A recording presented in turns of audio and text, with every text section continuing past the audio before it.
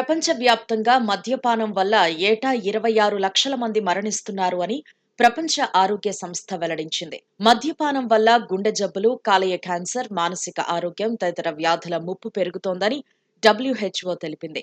మద్యం, మత్తు పదార్థాలకు బానిసలుగా మారిన వారి ఆరోగ్య సంరక్షణపై నియమించిన కమిషన్ విడుదల చేసిన నివేదికలో ఈ విషయాలు తెలిపింది. ప్రపంచవ్యాప్తంగా దాదాపు 40 కోట్ల మంది మద్యం, ఇతర సైకో యాక్టివ్ మాదక ద్రవ్యాలు తీసుకుంటున్నారు అని వెల్లడించింది.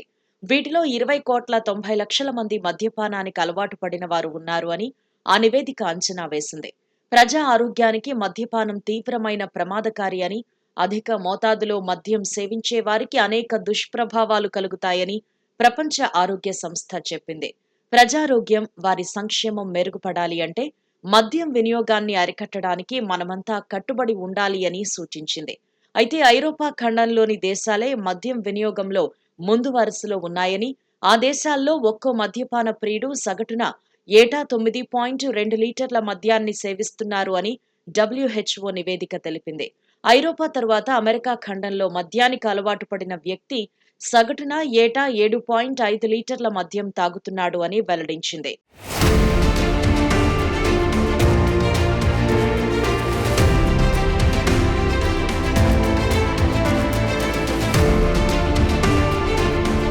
అయితే అత్యధికంగా మద్యం వినియోగించే దేశాల్లో రొమేనియా ప్రథమ స్థానంలో ఉందని నివేదిక స్పష్టం చేసింది. ఈ భూమి మీద అత్యధికంగా తాగేవారిలో రొమేనియా పురుషులు ముందు వరుసలో ఉంటారు అని తెలిపింది. సగటున ఒక రొమేనియన్ పురుషుడు ఏటా దాదాపు 27.3 లీటర్ల మద్యాన్ని సేవిస్తారు అని పేర్కొంది. సుమారు 1,90,12,000 మంది జనాభా ఉన్న ఆ దేశం వైన్, బార్లకు ప్రసిద్ధి చెందింది అని వెల్లడించింది. తర్వాతి స్థానంలో 38 లక్షల జనాభా ఉన్న జార్జియా ఉందని తెలిపింది. అత్యంత పురాతన వైన్ తయారీ దేశంగా గిన్నిస్ వరల్డ్ రికార్డ్స్ లో చోటు దక్కించుకున్న జార్జియా ఇప్పుడు మద్యం వినియోగంలోనూ ప్రథమ స్థానానికి ఎగబాకేందుకు సిద్ధంగా ఉంది అని స్పష్టం చేసింది.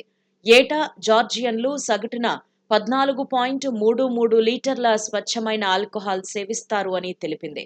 బీరు తయారీలో ప్రసిద్ధిగాంచిన చెక్ రిపబ్లిక్ అక్కడి ప్రజలు బీర్ను ఇష్టపడే తీరే ఆ దేశాన్ని ఎక్కువగా మద్యం వినియోగించే దేశాల్లో 3వ స్థానంలో నిలిపిందని నివేదికలో వెల్లడించింది. చెక్ ప్రజలు సగటున ఏటా 13.29 లీటర్ల ఆల్కహాల్ను సేవిస్తారు అని తెలిపింది.